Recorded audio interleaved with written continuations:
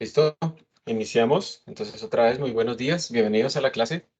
Les compartí por el chat lo de siempre, el tweetback, o sea, el chat anónimo, por si quieren hacer alguna pregunta ahí.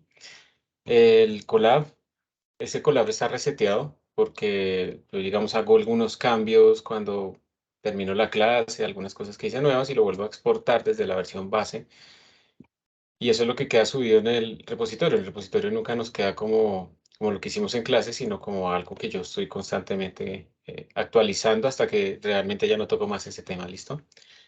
Entonces de pronto hay que volver a correr algunas celdas y también les compartí el repositorio general. Ustedes yo supongo que lo han visto, desde ahí donde sacamos todo lo del collab.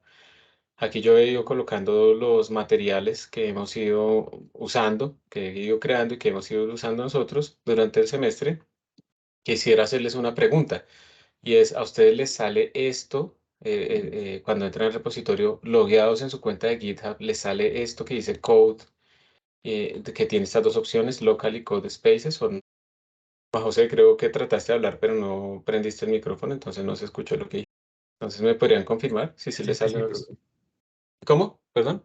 sí, señor. Sí, ¿Sí sí, les sí, me sale? sale. Ah, bueno, es que, digamos, esta semana fue el GitHub Universe, una forma, digamos, en las que ellos empezaron a anunciar cosas. A mí me parece que aunque GitHub pertenece ahora a Microsoft y han aparecido cosas como que no, pues que no comparto, pero uno de todas maneras tiene que ser consciente que hay recursos que le pueden servir mucho.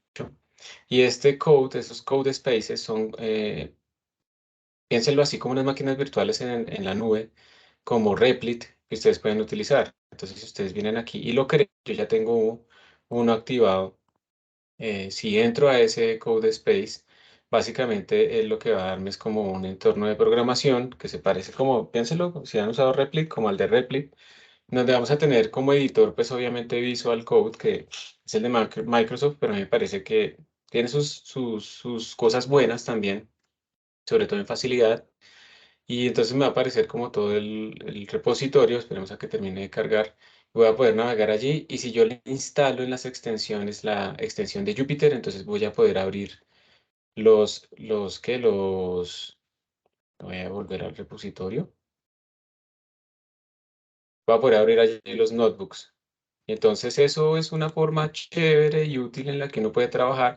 Luego quiero mirar si se puede hacer como varias personas al mismo tiempo, porque eso resolvería en principio el problema que podrían enfrentar algunos de ustedes cuando van a trabajar en el proyecto final, de tener que editar, digamos que un notebook todos al tiempo. Eso no lo sé, si eso soporte, eso tocaría mirarlo, ¿sí?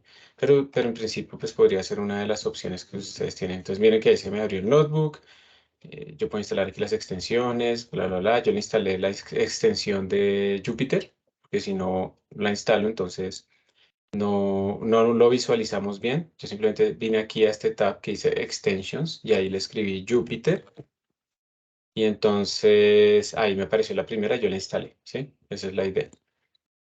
Y bueno, es un Visual Code en la nube, entonces ustedes pueden también trabajar ahí directamente y como les digo, habría que ver si hay alguna manera en la que varios pueden editarlo al tiempo o si no, pues la solución que siempre les he recomendado si quieren hacer un notebook que todos puedan editar al tiempo, pues es utilizar DeepNote. Pero tienen que entrar ahí, hacer el sign up con su cuenta de la universidad para poder activarla. Explícitamente les toca buscar dónde activar la parte académica y que entonces puedan, digamos, no tener tantas restricciones de uso. Pero acá todos podrían entrar al mismo tiempo. Miren, aquí está la foto de 3 personas trabajando.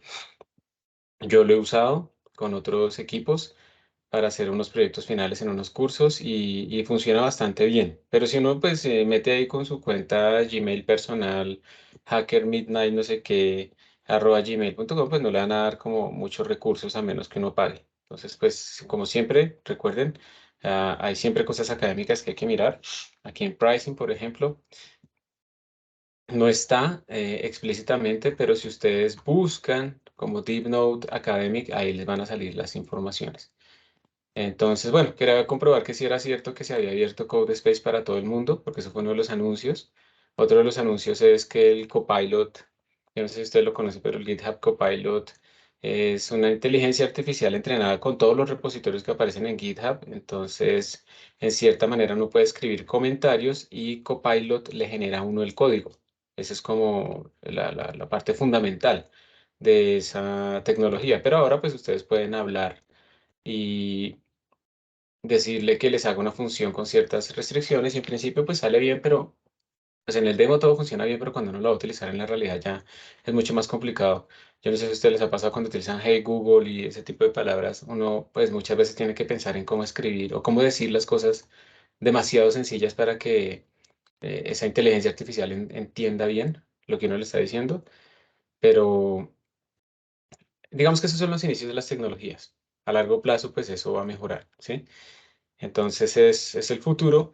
Sin embargo, en programación yo he estado tratando de utilizar el GitHub Copilot que está entrenado en muchos repositorios y ahí viene una parte negativa y es que no respeta las licencias. Entonces puede haber gente que publica, muchísimos que publican sus códigos en GitHub y los tiene bajo la licencia GPL 3 o algo así que tiene implicaciones. O sea, si yo voy a utilizar ese código, yo también debería utilizar la licencia GPL 2 y cosas de ese estilo. Y eso no lo respeta, él simplemente entrena en todos esos códigos y al final pues le bota un código que uno, pues que le encontró como más común, esa red neuronal se entrenó con eso, pero no hay ninguna palabra sobre la licencia de esos códigos fuente. Y eso no es bueno. En todo caso, yo me he dado cuenta que le propone a veces a uno código que está mal hecho y hay que tener cuidado con eso. En programación lo hemos visto, entonces códigos que son ineficientes, que tienen errores y eso quiere decir que entonces hay muchos repositorios que tienen errores en GitHub, ¿sí? A nivel mundial, y pues por eso es que se ha entrenado la red. O sea, la red va a ser tan buena como el material con el que se está entrenando. Entonces, de todas maneras, incluso en esos casos hay que tener cuidado para que las cosas salgan bien. Bueno, les quería mostrar esta otra opción. Yo voy a volver a mi entorno local. De todas maneras, lo que les dan a ustedes en los Code Spaces es una maquinita que en este caso, por ejemplo, tiene dos núcleos. Tiene, por ejemplo, 4 GB de memoria RAM, entonces no es que sea la super máquina, pero pues es una máquina, ¿sí? Donde funcionan las cosas. En la sala ustedes tienen algo mucho más potente, realmente computadores más potentes, pero es otra opción. Uno siempre debe tener varios planes para poder trabajar. Y si uno tiene pues las cosas en un repositorio, pues es muy sencillo, porque entonces yo puedo trabajar en la sala, mando los push, los cambios acá, luego voy ya aquí a los code spaces, trabajo allá porque estoy en un sitio donde no puedo acceder a la sala, bla, bla, bla, mando los cambios y así sucesivamente. Entonces, siempre es bueno tratar de tener varios planes. Ahora sí volvamos a la clase del día de hoy. Antes de seguir, cierro ese tema. ¿Alguien ha utilizado alguna vez los code spaces de GitHub? Acá, levante la mano si alguien lo había hecho. Nadie, ¿no? Bueno, ahí les queda entonces el recurso. Listo, entonces nosotros estamos hablando en este momento de la generación de números aleatorios porque queremos llegar pues a hablar un poco de las simulaciones de Monte Carlo. Yo no les grabé una clase como tal para reponerla el lunes, pero creo que si vuelve a haber otro festivo, entonces sí va a tocar porque nos atrasamos como mucho. Recordemos un poco rápidamente lo que se hizo en la clase pasada. Voy a aumentar un poquito la fuente acá. La clase pasada, entonces, nosotros estuvimos hablando sobre la generación de números aleatorios, hablamos un poquito del origen, de por qué esto es importante, la encriptación, por una parte, y también, pues, en la física para simular sistemas estocásticos, sistemas, digamos, por ejemplo, imagínense que están en contacto con un baño térmico, entonces una botella de agua que la lanzamos a una piscina, ese baño térmico comparando los grados de libertad de ese baño térmico de la piscina con los grados de libertad de la botella, pues ese baño térmico es gigantesco. Y entonces uno ahí no está fijando la energía necesariamente, sino que está fijando la temperatura y precisamente van a haber fluctuaciones en la energía del sistema debido a ese baño térmico. Y pues para simular ese tipo de situaciones, bueno, teóricamente se estudian a partir de de la mecánica estadística, el ensamble canónico, el microcanónico, si la energía es la constante y cosas así. Y en el computador, para simular esas fluctuaciones, pues uno tiene que tener números aleatorios que cumplan con ciertas características. Hemos hablado de esas características acá, pero además los requerimientos también cambian un poco cuando es criptográfico o cuando es para sistemas físicos. En criptográfico, la complejidad y la no posibilidad de ataque es supremamente importante.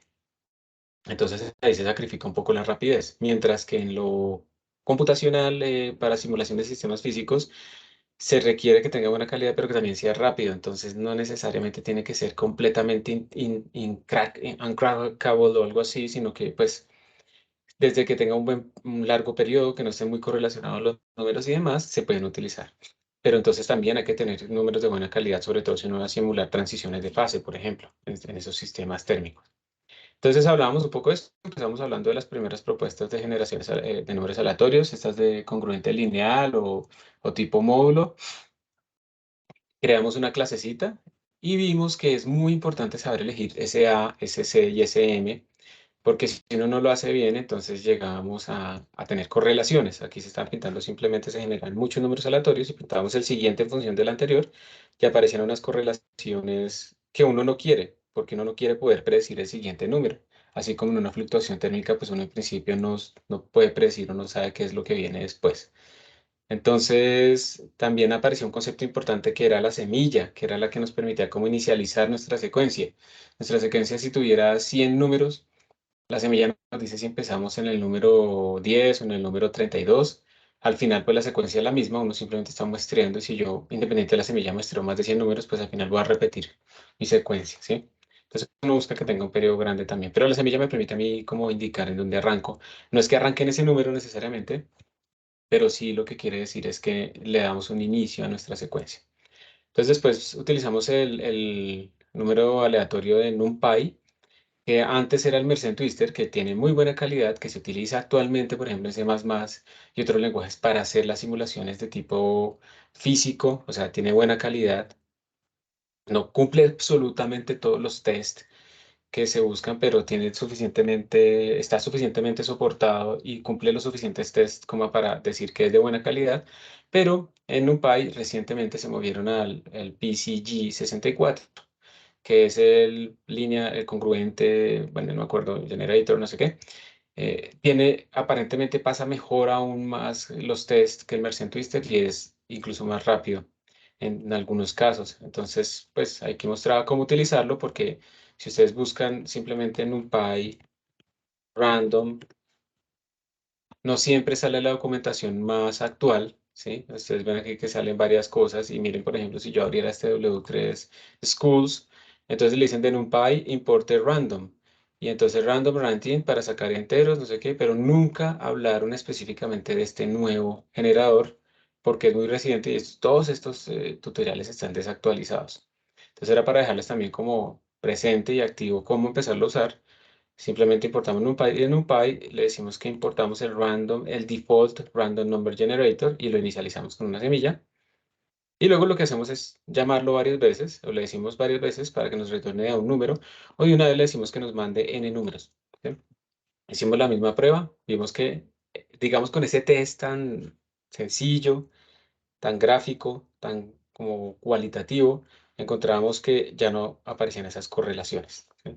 Entonces ya tenemos una mejor calidad, es rápido, cumple además que es compatible con NumPy, entonces con el cálculo a nivel de coeficientes. Y pues uno puede cambiar la semilla y cambian un poco las muestras, pero la propiedad, digamos, al menos de no estar correlacionadas con este test tan sencillo, pues se mantiene. Luego vimos que, bueno, estos números se están generando como entre 0 y 1 de manera uniforme. Eso lo que quiere decir es que si uno grafica, digamos, en el eje vertical tenemos la función de probabilidad, la PDF, la probability density function, y aquí tenemos pues el eje X, digamos. Entonces, cuando digo que un número está uniformemente distribuido entre los límites A y B, quiere decir que si aquí está A y aquí está B, entonces esta distribución de probabilidad pues es simplemente algo así. ¿Listo? Tengo la misma probabilidad de obtener un número por acá que obtener un número por acá. Eso es lo que quiere decir. Y en principio estos números que tenemos nosotros aquí están entre 0 y 1. Yo puedo mapear cualquier intervalo del eje real, pues el intervalo 0 a 1 a cualquier intervalo del eje real. ¿Sí? Eso se puede hacer con una transformación sencilla, lineal. Entonces, digamos que lo fundamental siempre va a ser generar números entre 0 y 1. Eso es como lo fundamental.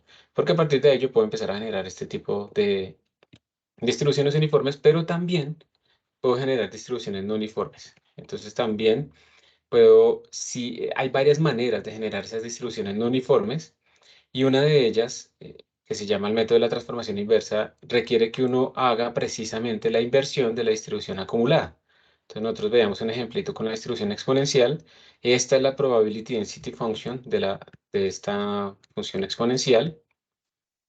Está caracterizada por un parámetro lambda. Cuando uno habla de la distribución acumulada, uno lo que está mirando es la probabilidad de obtener valores menores o iguales a un x dado. Entonces uno integra desde menos infinito hasta x, como esta está definida para t mayor que cero, entonces no es desde menos infinito, sino desde cero, hasta el x, hacemos la integral y eso nos da que esta es la distribución de probabilidad acumulada. Pues ese día veíamos, esta distribución de probabilidad acumulada, pues obviamente está en cero hasta uno porque al final es una probabilidad.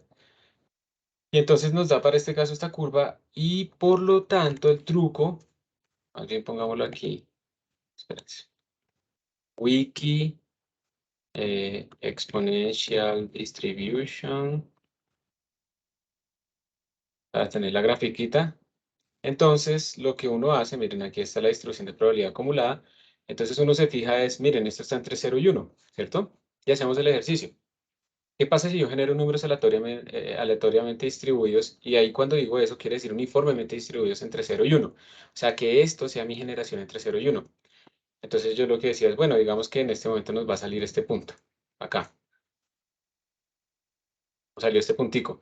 Entonces lo que hace uno es buscar precisamente, vamos a hacerlo con la morada, si yo lo hago acá, entonces este man va a bajar y me va a decir, entonces el X correspondiente pues va a ser 1 punto algo, ¿cierto?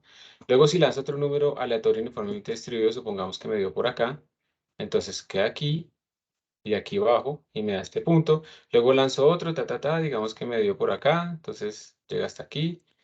Y entonces lo que resulta es que si yo lanzo números uniformemente distribuidos entre 0 y 1, esos números, y pues calculo cuál es el X correspondiente, saco la inversa, ¿sí? Estos números que yo estoy generando acá para cada Z, este es el sitio, los X que me van saliendo están distribuidos con la distribución que yo estoy buscando. Ese es como el secreto de esta técnica. Entonces, en ese caso, pues si podemos invertirla, entonces simplemente igualamos la distribución de probabilidad acumulada a ese z, a ese número aleatorio entre 0 y 1, y despejamos entonces cuál es el x. Y entonces el problema es muy sencillo, porque simplemente genero números entre 0 y 1 uniformemente distribuidos, y estos x que me van saliendo van a tener la distribución que yo quiero. Ese fue el ejemplo que hicimos, entonces aquí nos salen las diferentes distribuciones, ustedes tienen que hacer como un ajuste en esto para ver si realmente estas distribuciones estaban cumpliendo con que eran distribuciones exponenciales. Y hasta ahí llegamos, ¿cierto? Hasta ahí llegamos. Entonces, después de este resumen, quiero saber si tienen alguna pregunta, alguna duda, se enfrentaron a algún problema cuando hicieron los ajustes, algo que quieran decir o continuamos. Profe, una pregunta. ¿Vale? Pues, o sea, yo haciendo, o sea, buscando para resolver la tarea, no entendí bien, o sea, qué es lo que devuelve la función histograma, o sea, que para graficar como usted lo hizo. Bien, digamos que entonces lo que hacemos es NumPy, histogram, y entonces entramos acá, tratemos siempre de coger el que tenga como la versión mayor. Estamos en la versión 93 de NumPy, entonces creo que esa es la última. Entonces, mira, esto lo que dice es calcula el histograma de un dataset. Entonces, empecemos a preguntarnos por qué necesitamos hacer un histograma. Cuando ustedes generan estos números, me perdí. Cuando ustedes generan estos números acá, digamos, yo digo, deme, ¿cuántos son? N, ¿cuánto vale acá? 20.000. Deme 20.000 zetas. Estos zetas son números entre 0 y 1. Hasta ahí vamos bien. Sí, sí, señor. Eso no tiene nada que ver, digamos, todavía con nuestra distribución. Y luego, cuando yo aplico este mapa, estos X, estos X van a estar distribuidos con la distribución uniforme, pero ojo, porque es que estos X no van a estar, digamos, ¿cómo decirlo? No van a seguir, no son estos puntos que están apareciendo acá, porque yo lo que estoy diciendo es que yo estoy muestreando estos puntos. Pues básicamente, vamos a mirarlo explícitamente. Eso lo miramos un poquito en la clase pasada, pero es bueno recordarlo. Mira, aquí no voy a hacer el histograma ni nada de eso. Mira lo que yo estoy obteniendo. Aquí que estoy graficando. Aquí yo estoy graficando. el número de la muestra, que al final son 20.000, y aquí estoy graficando el valor que obtuve. Entonces, si te das cuenta que lo que tú estás obteniendo son un montón de números, ¿sí? Y esos números supuestamente están distribuidos con la distribución exponencial, pero tú no lo ves acá. Tú tienes que hacer un histograma, tú tienes que empezar a contar cuántos puntos cayeron. Vamos a hacerlo con la azul. Entonces, un histograma quiere decir yo estos puntos, pues yo veo que tienen como, pues estos son los valores que me están dando, pero yo la verdad no sé eso qué distribución tiene. Entonces, lo que uno hace es, en este caso, espérate que cierro esta vaina que esto no quiero. Lo que uno hace en este caso es, vamos a particionar este eje vertical en varias cajitas. ¿Listo? Vamos a particionarlo en varias cajitas, tan, tan, tan, tan. Y vamos a empezar a contar cuántas muestras, por ejemplo, de esos números azules, cuántas cayeron en esta cajita. ¿Cuántas cayeron en esta cajita? O sea, estamos haciendo un histograma. Ese es el objetivo. Porque queremos ver la distribución de esos puntos. Entonces, digamos que la forma más sencilla es simplemente empezar a calcular cuántos puntos van cayendo. Entonces, si tú te fijas acá, en todas estas cajitas que estoy haciendo, me puse a hacer muchas. Digamos que va a seguir ta, ta, ta, ta, ta. ¿Tú en dónde crees que vas a tener más muestras de todas estas cajitas? ¿Cuáles van a tener más muestras? ¿Las que están más arriba para valores más grandes de X o las que están más abajo para valores más pequeños de X? Las que están más abajo. Las que están más abajo, ¿cierto? Entonces eso quiere decir que si tú graficas, empecemos solamente por el contador. Si tú graficas ese N de cajita, ¿sí? ¿Cuántos cayeron por cajita? En función del X, o sea, mira que este eje vertical, que aquí este man era X y aquí este era el número de muestra, este eje vertical acá se convirtió en el eje horizontal, ¿sí? Entonces, si tú graficas eso, tú estás obteniendo que para valores pequeños de X tienes más muestras que para valores grandes de X. Entonces, lo que uno espera, digamos que tú no sabes todavía, pero lo que uno tendría ahí es que pues, le va a dar una curva como este estilo, ¿está bien? Y entonces, como te fijas, la distribución sale a partir del histograma. La distribución sale de yo contar por intervalos cuánto están cayendo. ¿Ok? Entonces, por eso necesitamos calcular un histograma. Ahora, este histograma, así como lo dice acá, pues es simplemente un contador.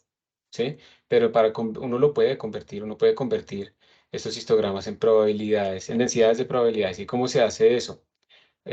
Aquí es muy sencillo porque ustedes simplemente le añaden aquí un parámetro en donde ustedes le ponen density igual true, ¿sí? Y ya, es mágicamente. Entonces él hizo una partición de 50 bins, contó cuántas muestras de esta X, ¿sí ves? Este X, que sean todas estas cosas azules, todos los que están ahí, contó cuántos cayeron en cada bincito de esos, y también le podemos decir que se convierta en densidad. Pero por si acaso, si tú tienes un histograma de conteo, entonces, la primera cosa que tú puedes hacer es coger ese histograma de conteo, cada una de las cajitas. Recuerda que esto, digamos, es como un arreglo, que esto es el bin, la cajita que tú hiciste. Tú la puedes dividir por el número total de muestras. Entonces, si tú lo haces así, si tú coges cada valor de conteo de cajita por el número total de muestras, en este caso 20.000, tú estás diciendo que esta es como la probabilidad de que una muestra caiga en una cajita. ¿Sí o no? ¿Sí queda claro eso o no? Sí, sí, señor. Entonces tú ahí puedes estimar la probabilidad. Pero si tú quieres la densidad de probabilidad, entonces esto lo multiplicas por el grosor de la cajita. Supongamos que todos miden lo mismo, entonces tú lo multiplicas por delta X. Y entonces ahora sí tienes como el concepto de que es una densidad de probabilidad acá. Entonces esto se devuelve una densidad, un density equal true. Y esa densidad es la que tú compararías con la teórica. Pero por eso es que tú necesitas hacer un histograma, porque es que tú no puedes directamente con los datos decir, les voy a ajustar la distribución exponencial, porque es que esto es una cosa diferente. La distribución exponencial es cómo se han ido acumulando mis datos, pero no es cómo cada dato me tiene que dar. Yo tengo que hacer un histograma para poder ver mi distribución. ¿Sí quedó más claro? ¿Si era esa la pregunta? Eh, Algo así, profe. O sea, es que lo del histograma sí lo entiendo, pero no entiendo por qué se plotea, digamos, ese bin edge Ah, -1. Eso no perfecto. entiendo. Entonces eso ya es otra parte de la implementación. Eso es por, digamos, vamos a mirarlo en el manual, pero tratemos de pensar acá un momentico lo siguiente. Cuando yo le pongo int edge -1, digamos que si yo le puse 50 bins, estos bins, ¿qué quiere decir? Eso me quiere decir 50 cajitas realmente, pero para yo tener 50 cajitas, ¿cuántos límites debo tener? Esa es la pregunta. Entonces hagamos esa pregunta más corta. Digamos que tú quieres que bins, perdón, que bins sea igual a 2. ¿Listo? Si bins es igual a 2, quiere decir que quieres tener dos cajitas, pero ¿cuántos límites necesitas? Necesitas uno, dos, tres límites. Entonces, si ves que tú tienes como tres puntos límites para hacer dos cajitas. O sea, tienes siempre n más uno. Bins más uno límites. ¿Está bien? ¿Vamos bien hasta ahí? Sí, sí, señor. Listo. Entonces, si tú quieres hacer la gráfica, este man, digamos, te dice, no, aquí cupieron, aquí cayeron 40, y aquí cayeron 25, digamos. No sé por qué no muestra el 5. Entonces, si tú vas a hacer la gráfica, tú necesitas, en el eje vertical, tú tienes dos cosas, dos valores, ¿cierto? 40 y 25. Pero en el eje horizontal tendrías tres puntos. Entonces tú tienes que escoger solamente dos. Entonces, mira, aquí como yo lo hice, bind edge hasta el menos uno, o sea, no incluyo el último, quiere decir que yo estoy asociando al límite inferior el valor, espérate. Entonces yo estoy diciéndole a este punto en el eje X, porque es el histograma, cada cajita del histograma tiene un límite inferior y un límite superior. Entonces tú puedes decidir que tú vas a decir que si esto es grueso, digamos, si esto va desde 10 hasta 20 y luego hasta 30, entonces tú el valor de 40, ¿a quién se lo asocias? ¿A 10, a 20, a 15? ¿Sí? Tú tienes que escoger eso. Entonces yo así como lo puse acá, se lo estoy asociando al lado izquierdo, porque estoy ignorando el último valor. Entonces diciendo, para el valor de 10 le corresponde 40. Y después estaría diciendo que para el valor de 20 le corresponde 25. Y ya no puedo seguir, porque entonces a este, ¿a quién se lo asocio? ¿Qué valor en Y le pongo? ¿Sí o no?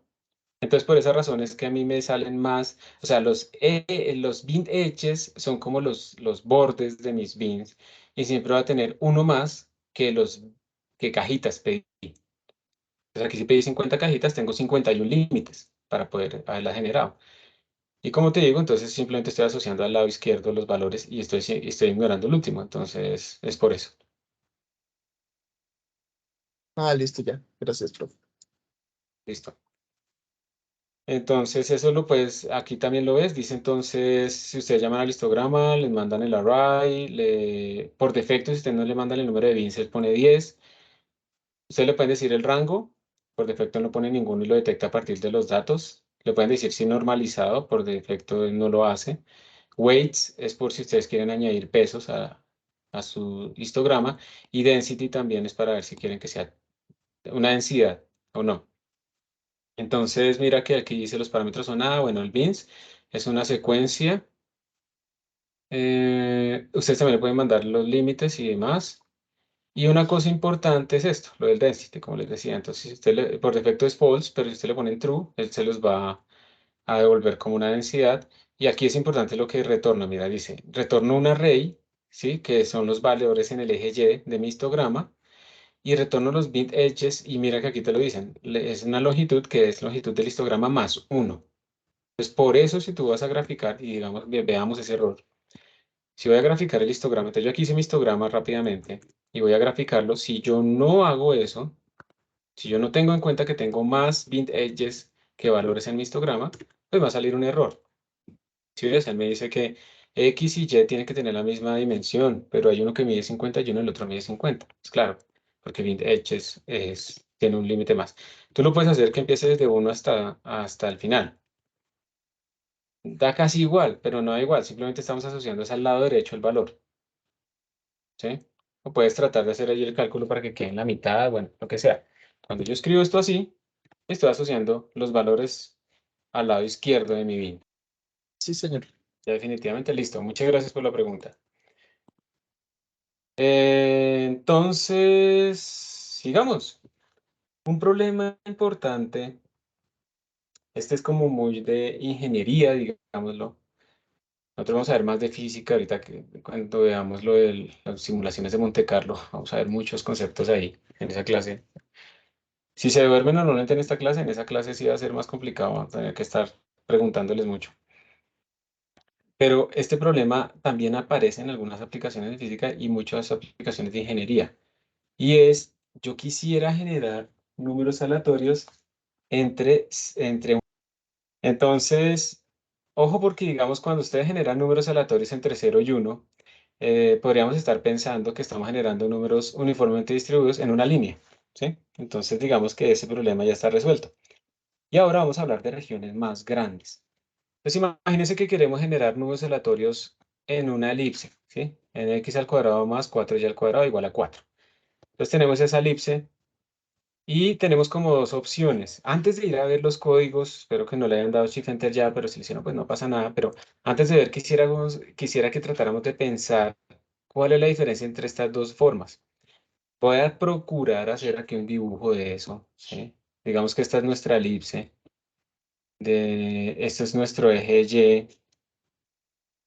Este es nuestro eje X. ¿Listo? No me quedó muy centrado, ¿no? Espérense a ver si lo podemos hacer un poquito mejor. Si no, me va a tocar utilizar la tablet. Ahora me quedo para la izquierda. Bueno, más o menos. Entonces tenemos nuestra elipse. Y usted lo que quiere es generar números aleatoriamente distribuidos en esta elipse. ¿Esto para qué puede servir? Esto puede servir para muchas cosas. Por ejemplo, calcular el área. ¿Sí? Entonces, esa es una primera aproximación. ¿Cuál es el área? Y esto, pues, en una elipse, usted, no, pero yo soy súper matemático y yo calculo eso con cálculo y no sé qué. Sí, sí. Pero estamos hablando es que pueden haber regiones muy irregulares en donde la única opción realmente, pues, es hacer un muestreo aleatorio. ¿Sí? Para calcular el área sirve, también sirve para calcular una integral triple, bueno, doble. Imagínense si ya el eje Z salió desde nuestras pantallas hacia nosotros. Tenemos una función definida sobre esta región. Entonces, yo quiero calcular la integral, el volumen o bueno, la integral de esa función de x y y, pero restringida a esta región. Entonces yo tengo también que mostrar esto uniformemente e ir calculando pues esa integral. Entonces, esos métodos de generación aleatoria de números aleatorios son muy buenos para este tipo de problemas, pero hay que tener cuidado, como todo siempre. Esta cosa, esta primera forma, dice genera números aleatorios entre -2 y 2, pues claro, esos son los límites en el eje X, y para allá entre -1 y 1. Y rechace los que están por fuera de la región. Entonces voy a tratar de hacer aquí como el rectángulo que está representado por estas dos desigualdades. Arrancaría más o menos por acá, ¿cierto? Escaché un poquito. Bueno, y más o menos quedó. Listo. Entonces esto lo que dice es, genera números aleatorios entre -2 y 2. Listo. Entonces yo, digamos, pido un número aleatorio y pues, supongamos que a mí me cayó por acá ese número. Y luego me dice, genera números aleatorios entre -1 y 1 en Y. Entonces, digamos que tengo dos opciones. Por ejemplo, que me salga un número acá en Y, digamos este. Entonces, se me generó esta pareja coordenada. O, por ejemplo, que me salga un número acá. Y entonces me genera esta pareja coordenada. ¿Listo? Y entonces esto dice, rechace los que quedan por fuera de la región. Entonces, yo, en principio, este lo rechazaría. Y con este sí me quedaría. ¿Hasta ahí vamos bien? ¿De qué significa lo que hace la primera forma? ¿Alguna duda ahí? No, profe, todo bien. Listo. Entonces, ventajas y desventajas de este problema. Muchas gracias. Las ventajas es que es fácil. Digamos que yo de forma desacoplada genero el X, genero el y simplemente miro, pues para hacerlo del rechazo, pues yo simplemente lo que hago es con ese X y ese Y, verifico que X al cuadrado más 4 por Y al cuadrado sea menor o igual que 1. Eso significa que 4, perdón. Eso significa que estaría dentro. Entonces, solamente los números que cumplan esta desigualdad son los que yo voy a aceptar. Entonces, la ventaja de esto es que es fácil. Genero en X y en Y, aplico esta desigualdad y ya. Entonces, la selección es muy sencilla y yo sé que van a estar dentro de mi región. La desventaja es que probablemente voy a rechazar muchos puntos. ¿Sí? Y que van a depender completamente de esta región que acota mi región de interés. Entonces, si ustedes hicieran ese rectángulo mucho más grande, porque eso es arbitrario, ¿sí o no? Lo puedo hacer tan grande como yo quiera, pues entonces ustedes se van a fijar que hay como mucho rechazo más que lo que yo obtengo. Entonces voy a perder mucho tiempo rechazando números que no me sirven, generando números que no me van a servir, comparado con los números que sí genero. En principio, de hecho, ustedes podrían pensar, y eso realmente se cumple, que la relación entre el número de puntos internos sobre el número de puntos externos es igual a la relación entre las áreas. Entonces sería el área interna sobre el área externa. Entonces, entre más diferencia haya entre esas áreas, pues más rechazo voy a tener. ¿Sí o no? Entonces, aquí viene la primera cosa. Para esta elipse fue fácil generar esa área que acota, pero pues para poder generar estos uniformes así sencillos, pero eso no siempre se puede hacer tan sencillo. Entonces uno va a tener rechazos. Pero aquí les acabo de dar un truco. Y es que de todas maneras, miren que de acá yo podría calcular el área interna igual al área externa multiplicada por el número de datos que me quedaron adentro sobre el número de datos que me quedaron afuera. Y esto es útil.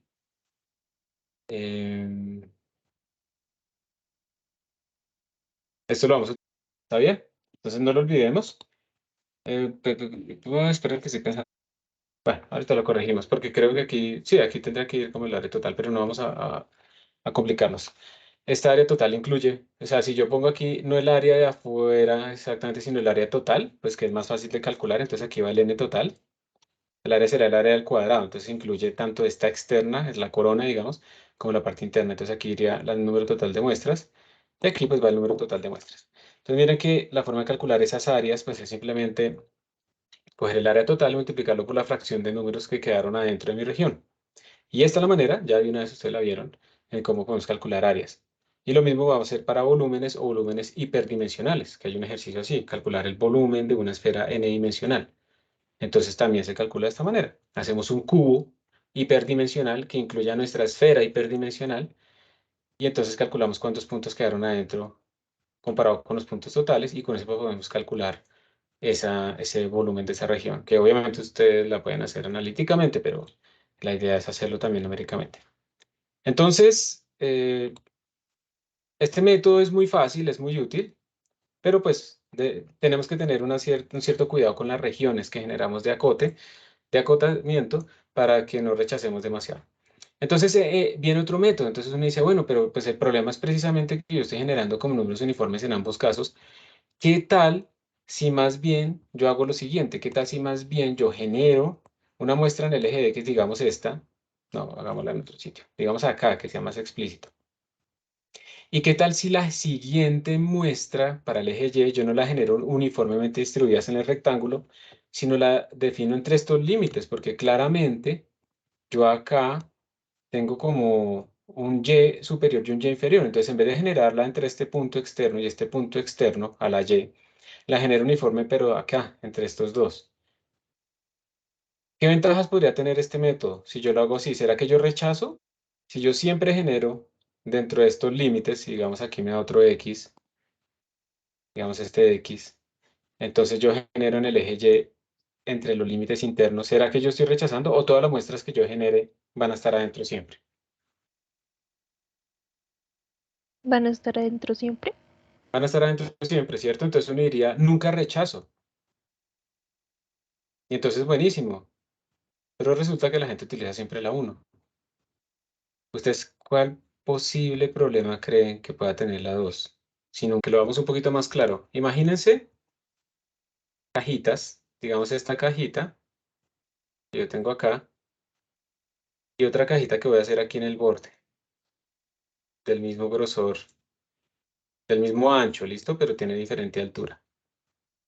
Como yo estoy muestreando uniformemente en el eje X, la cantidad de muestras que yo genero entre esta cajita va a ser la misma cantidad de muestras que genero en esta cajita. ¿Listo? Pero hay una gran diferencia. Entonces no va a ser uniforme. Exactamente, muy bien.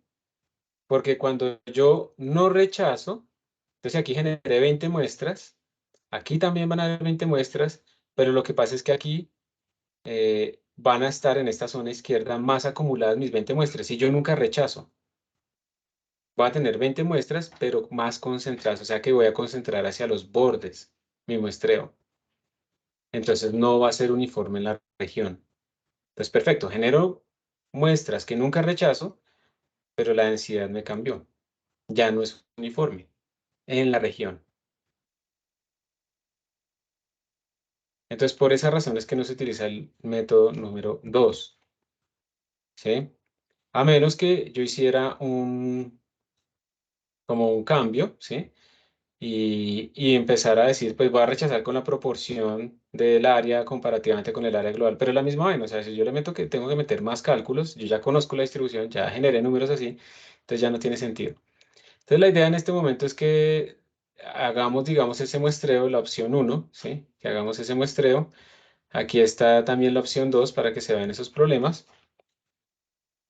Y entonces idealmente quisiera que ustedes hicieran esta opción 1. Es como la más sencilla para ver cómo les da. Entonces van a ir a trabajar ustedes en el grupo y ahorita miramos la opción 2. ¿Listo? Para hacer esto. Entonces, ¿qué es lo que quiero? Quiero que implementen esto. Van a tener que generar 10.000 muestras. Entonces van a hacer, digamos, un for. Obviamente van a hacer un for. O bueno, no necesariamente tiene que ser un for. Como ustedes quieran. Van a generar 10.000 muestras en el eje X, 10.000 muestras en el eje Y con estas distribuciones uniformes. ¿Listo? Y van a rechazar las que estén por fuera y luego van a dibujarlas. Van a dibujar esas X y esas Y que quedaron por dentro para ver si sí quedan uniformemente distribuidas dentro de una elipse. Eso es lo que tienen que hacer. Lo pueden hacer con force, lo pueden hacer directamente con los NumPy Arrays y con máscaras, como ustedes quieran. Igual ahorita verificamos la solución. Y eso es todo. Eso es lo que hay que hacer en este punto. Aquí es implementar la solución 1. ¿Les queda claro qué es lo que tienen? ¿O hay alguna duda, mejor dicho, ahí? No, profe, está claro. Listos. Entonces, vamos a tener 10 minutos para hacer eso. Entonces, la idea es que se generan los puntos, se hace la grafiquita y me mandan una foto de eso. Y listo. Hagamos los grupitos. Tenemos, a ver, 11, 16, 20, 5 por 4. Sí, hagámosle 4 para que haya mayor probabilidad de que todos puedan al menos hablar y al menos haya una persona que comparta la pantalla. Todos quedaron de 5, perfecto. Y entonces el grupo 1 se queda acá y el resto se van en este. El 1 es Cristian Peña, Robert Ramírez, Laura Rodríguez, John Nicolás Fajardo y Angie Camargo. Ustedes quedan acá y van a quedar. Listo, ya pueden comenzar a trabajar. Yo voy a dejar de compartir, voy a crear el assignment. Hola. Cristian, ¿puede compartir? No. Ush. Mentira, ya comparto. Pues yo ya le estaba trabajando el código y bueno, estaba haciendo esta vuelta. Ya les muestro. Qué pena. ¿Cómo es que se compartía aparte? Acá. Donde dice comparte. Listo. Entonces, pues aquí está generando el... generando aleatoriamente y dos conjuntos de números entre estos límites, ¿no? ¿Y qué es lo que tenemos que seguir haciendo después de esto? Tenemos que sacar los que están afuera de la región, ¿no? Eso lo Exacto, hacemos sí. con una máscara fácil. Sí, eso estaba pensando, con la condición. Entonces sería X Esas, menor o igual. ¿Qué son las máscaras, parces? Menor o igual. ¿cuál máscara le voy a poner? Primero la de X y después la de Y. Sería un O sea, X que sea... nos ¿Cómo? toca sacar la ecuación como de la elipse a la derecha y la elipse a la izquierda, Exacto, elipse sí. arriba y la elipse abajo, ¿sí? Sí. ¿Cómo lo ponemos? Hagamos primero la Y, que es la más sencilla, porque son funciones. Breves. Entonces, Entonces, despejando Y queda... menor igual a... ¿menor o igual o mayor o igual? No, no estoy seguro, parce. A ver, la ecuación de Y quedaría Y igual a 4 menos X al cuadrado. En raíz, Ajá. todo entre 4, ¿cierto? Sí, esta. Ah, Sí, divido entre 2. Listo. Entre 2. Pues todos los y que estén más arriba de eso o Ponemos más esto. abajo tendrán que salir, ¿no? Ajá. Espérate. ¿Estos son los que tienen que entrar o salir? Uy, la cosa es que, o sea, para cada X, no entiendo bien. Chicos, ¿me permiten hacerles una sugerencia? Sí, profe. ¿Y qué tal si no lo hacen por regiones, sino de una vez escriben simplemente una máscara igual a x por x más 4 por y al cuadrado menor o igual que 4? Ah, ok. Y eso va comparando, porque es que la idea es que ustedes generaron un montón de x y un montón de y, pero cada uno de esos x y cada uno de esos y, entre ellos generan una pareja coordenada. Y ustedes quieren ver si esa pareja coordenada cumple o no cumple pues, digamos, lo que está de estar dentro de la región. Entonces, si uno escribiera como, y es algo que se me está ocurriendo, no sé si así fue que lo hice, máscara igual a x por x más 4 por y, por y por y menor o igual que 4. Y eso nos va a decir, como eso ocurre componente a componente, si esta primera pareja coordenada cumple o no cumple, si la segunda cumple o no cumple, eso le genera un true, false, false, true, true, y así ya los tiene. Pero nos tocaría armar la pareja coordenada, ¿cierto? Exacto, sí, la No, matriz. Ahí, entonces, ahí no, ni siquiera. Entonces, exacto, digamos que la idea es borra eso de la apps y eso del y ahí simplemente la idea sería escribir específicamente la condición de la región. Sería x por x, ahí, x por Sería x, NP POU X al cuadrado, ¿sí? si quieres, np pou x al cuadrado más 4 por np pou, no, más 4, no por 4, sino más 4 por 4 por. Ah, ok, implementar la función. Exacto. Yo no sé, no alcanzo a ver si tú pusiste el por le en la falta el multiplicación. asterisco entre el El 4 y el NP. asterisco. Eso. Es que no se alcanzaba a ver. Menor o igual, porque ustedes quieren ver los que quedaron adentro, ¿sí o no? Ah, sí, sí, Entonces, señor. menor o igual, no igual, sino menor o igual. Menor o igual que 4. No, como El estaba menor antes, va estaba primero. bien. Entonces, miren que ahí, si ustedes quieren, pueden imprimir más, pero esa máscara va a decirles, el x con 0 y el y sub 0 cumplen esto, true or false. El x1 y el y1 cumple esto, true or false, ¿sí? Y entonces ya y de máscara ya tiene todos los que están adentro. Y x de máscara ya tiene todos los que están adentro. Entonces ya podrían simplemente dibujarlos. Ah, ok, perfecto. Listo. Yo lo Profe, hago una aquí, sí, yo lo hago pregunta pues para que está. quede grabado. Señor. Yo, pues para el proyecto intenté usar una máscara que usa dos condiciones de menor o igual. Sí, digamos, que sea mayor o igual a un número y menor o igual a otro. Ujú. Y la máscara, pues no funcionaba.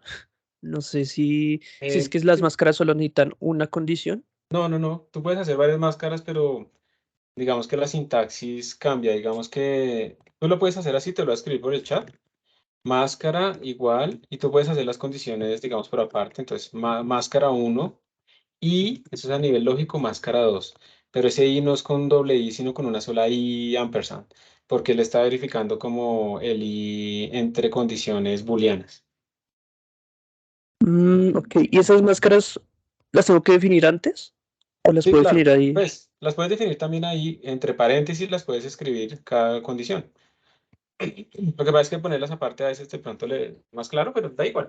Déjame ver tú qué estás haciendo. X data. No, ojo porque primero tú qué estás haciendo, el X, ¿dónde está?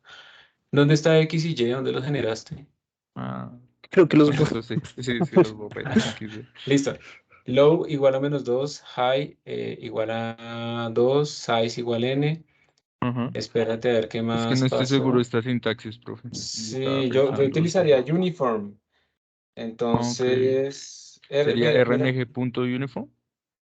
déjame ver más. Espérate, miro la solución. A ver, ya que no les estoy compartiendo pantalla. ¿Debo compartir? No. Sigue compartiendo. Espérate, yo miro la solución acá.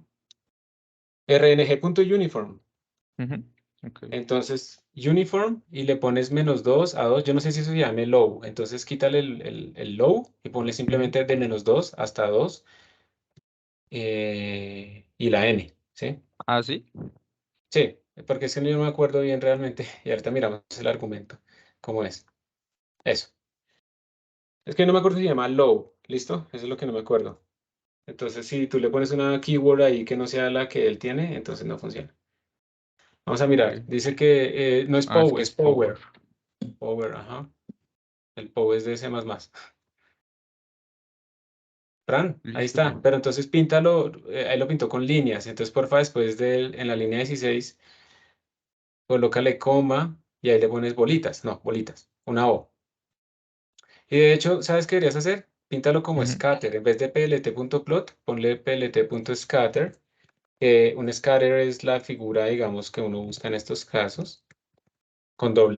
Y espérate, ¿qué pasó? Yo pongo soporte para integer types. Entonces, espérate que aquí hay es un pequeñito problema. En la rg.uniform ponle -2.0. Pero tan raro eso. ¿Ah, sí? Sí, pero bueno, dale por 1.0, 1.0. Espérate un momento, miramos más cosas. Tan raro porque se dañó esto.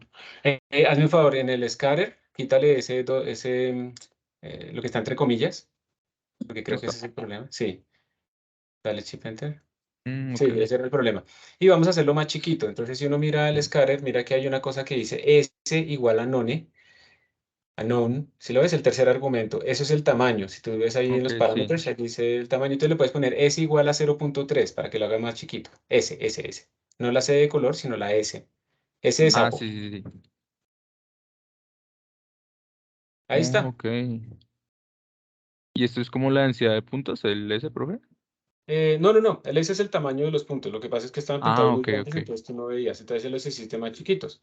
Entonces ahí se están dando cuenta ustedes que cada pareja coordenada de X y Y está siendo dibujada ahí.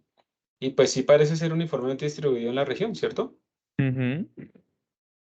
Entonces, Sí. pues coloquen los nombres, tómenle la foto y lo envíen. Listo. Profe, ¿y esto se puede hacer con cualquier otra distribución o solo con la uniforme? ¿Qué es esto? Y el cálculo de áreas. Con cualquier distribución, pues ahorita lo que pasa es que, a ver, la distribución uniforme nos está permitiendo a nosotros, estamos asumiendo, digamos, a ver, ¿cómo haríamos? Pensemos más bien lo siguiente. Imagínense que ustedes van a calcular la masa eh, de esa región, ¿qué? De esa región elíptica. Entonces, si la distribución de masa es uniforme, pues entonces es sencillo. Yo cojo y calculo el área. No la hemos calculado, apenas hemos generado aquí números, ¿cierto? Pero entonces yo Ujú. simplemente calculo el área y la multiplico por la densidad, que como es uniforme, pues ya tengo la masa. Listo, se acabó. Pero ¿qué pasaría si la masa no fuera uniforme? Si la masa, por ejemplo, si la densidad, perdón, ¿qué pasaría con la masa si la densidad no fuera uniforme? Digamos que la densidad aumentara hacia el centro como una gaussiana y luego fuera disminuyendo hacia los bordes, por ejemplo. Como cuando uno está haciendo una arepa y uno es principiante, entonces no distribuye bien la masa, entonces le queda como más gruesa en unos lados que en otros lados, ¿sí? Ujú. Entonces, en ese caso, la distribución de puntos en el eje X no debería ser uniforme, debería seguir esa distribución de la densidad. Ok. Y entonces ahí uno ya podría, aplicamos lo mismo, pero nuestra distribución refleja esa propiedad. Ok, o sea, depende del sistema. Exacto. Pero entonces aquí como estamos calculando, digamos, la tarea en este momento es generar puntos de manera uniforme, pues lo hacemos así. Y lo que tú dijiste, Listo. uno incluso podría calcular aquí el área, ¿sí? Creo que voy a extender un poquito el tiempo. Ya se me le puso los nombres en el chat. Breves. Ya lo extendí. Listo. Esto lo pongo acá, digamos, como para que quede grabado, ¿no? Por si tú estás estudiando en este momento, repasando este video, entonces ahí tienes el secreto. ¿Alguno de ustedes tiene alguna pregunta de lo que se hizo? No, profe, todo claro. No. Laura, creo que ibas a decir algo. Parece que se ha movido tu micrófono. ¿Listo? Entonces, ahí pueden descansar en este momento. Listo, Nos profe, vemos a muchas las 8 y gracias. 5. Listo, nos vemos a las 8 y 5. Listo, Ah, profe. pero les va a tocar a ustedes exponer ahorita la solución, ¿oyeron? Listo, profe. Listo, profe. Si lo puede exponer Laura, Robert o Angie, será mejor. Pues como para que afiancemos, no es una evaluación, sino para que afiancemos ahí y participa. Profe, qué pena, ¿su merced ya subió la tarea? ¿O esto no toca subirlo? Sí, señor, yo ya puse, se llama distribución uniforme de puntos en una región. ¿Será que se la asigne a otro curso? No, sí, No, ahí realmente. está. Ah, listo, ya la busco. Ah, Si ya le me dan acordé. tareas, aparecen todas las tareas que tenemos. Listo. Una pregunta, ¿me escucha? Sí, señor, dale. Ya se terminó es que creo que se me cayó la conexión a internet y no, o sea, yo estaba trabajando ahí, pero se cayó la conexión a internet y no sé si estoy en la sala que es o qué pasó. Espérate a ver, Cristian Camilo Sí, Pérez. Cristian Pérez, no estás acá.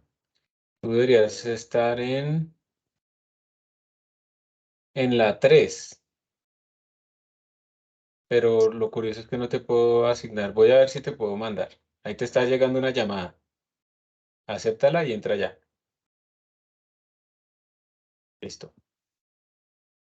Listo, muchachos, ya subí la imagen. Listo. Laura, Robert o Angie, ¿alguno quiere exponer? Por si no entendieron algo, pues explicarlo ahorita. Si no tiene micrófono no pasa nada, pero si pueden, sí.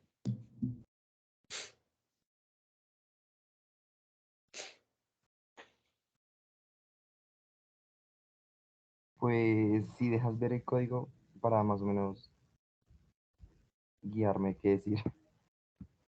Ya te lo vas. Listo. Esto se echó al agua.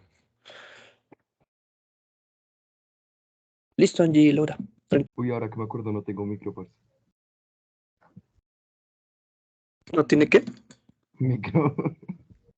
¿Qué tiene que ver que no tenga microondas? A ver. Profe, una preguntita así como salía de la clase. Y hay un grupo de investigación de simulación, ¿verdad? Hay un grupo de investigación que se llama Simulación de Sistemas Físicos, sí, que es Ujú. el del profesor José Daniel, pero yo creo que hay más grupos que hacen simulación, ¿listo? Pero hay un grupo que tiene ese nombre, sí. Ok. Y uno cómo hace para entrar a ese grupo, el de simulación física. Toca pasar unas pruebas físicas y psicológicas, no mentiras. Ah, Ahí lo que hay que hacer pues, es estar seguro de que ese es tu interés. ujú, Primero que todo, entonces lo que se recomienda es como ver estas clases precisamente, pues a ver, primero que tienen que saber programar, obviamente. ujú. Hay que tener esa habilidad de frustrarse y aún así seguir adelante, porque la programación, ustedes se han dado cuenta que uno a veces comete muchos errores y aún así tiene que seguir, ¿cierto? Sí, Pero pues bueno, eso es una habilidad como transversal. Yo creo que estudiar física también implica esa habilidad, ¿sí o no? sí. Coger De mucha resiliencia. Exacto. Entonces eso, pero digamos como un poco más que el promedio normalmente. Pero pues tampoco es como para decir que la carrera es más difícil, que somos mejores y nada de eso, no. Sino que simplemente no, por mucho que uno estudie esto, no es que sea genio y le va a tocar trabajar duro como en todas las cosas. Entonces, saber programar, haber visto pues herramientas computacionales, pues digamos esta versión como introducción a la física computacional y pues idealmente la electiva del profesor José Daniel, que es métodos de simulación, que es donde se aprenden más métodos precisamente para simular y donde uno pues ya puede ver como si eso sí es lo que le gusta o no le gusta a uno, ¿sí? De resto, pues nada, es entonces acercarse, por ejemplo, al profesor José Daniel, decirle, "Venga, yo vi estas materias, me fue bien, me gusta, y yo quisiera trabajar en esto. Si tiene alguna idea de un sistema similar, pues de una, y si no, pues en general, pues pueden haber algunos proyectos disponibles. José Daniel tiende a tener muchas ideas, entonces, pues eso se puede hacer, y digamos que en este momento estamos como profesores, pues profesor José Daniel, la profesora Verónica Arias, y yo.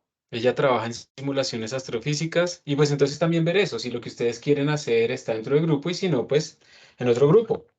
Ahorita hay un seminario que se hace los jueves, entonces podrían, pues si quieren participar, como eso es abierto completamente, pero pues uno simplemente dice eso, pero no hay información de en dónde, pues me dicen y yo les mando la invitación. Es híbrido normalmente, puede ser presencial o virtual, o a veces es solamente virtual y pues ahí ustedes van viendo los campos de simulación. Realmente pues eso depende mucho de lo que quieran las personas, pero con simulación ustedes pueden básicamente estudiar cualquier sistema que quieran, ¿sí? Entonces por eso a la gente le llama como la atención.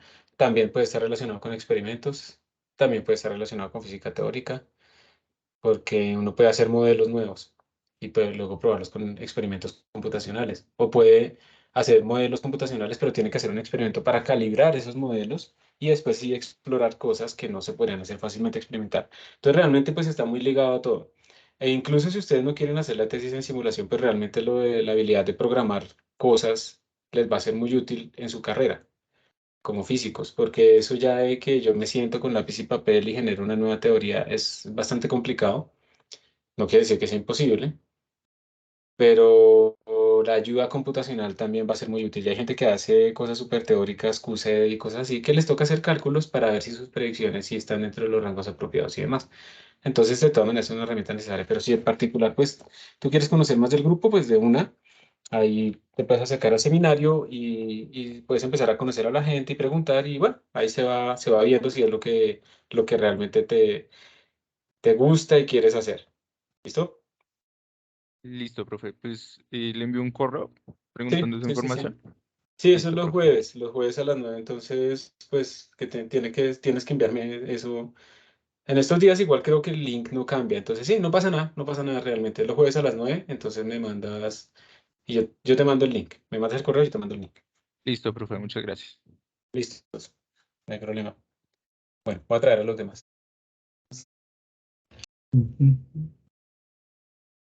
Listo, entonces creo que ya volvimos todos. Por favor, el grupo 1, comparten la pantalla y nos explican cómo lo resolvieron.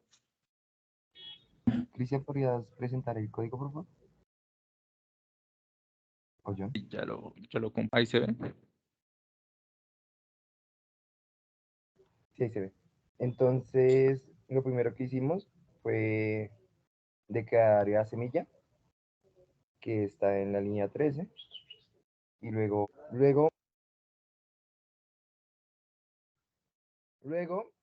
pues crea una distribución uniforme en tanto en el eje X como en el eje Y, pero pues como esto es un rectángulo, pues se crea una máscara para seleccionar los puntos que están dentro de la elipse. Y pues eso es lo que se... Listo.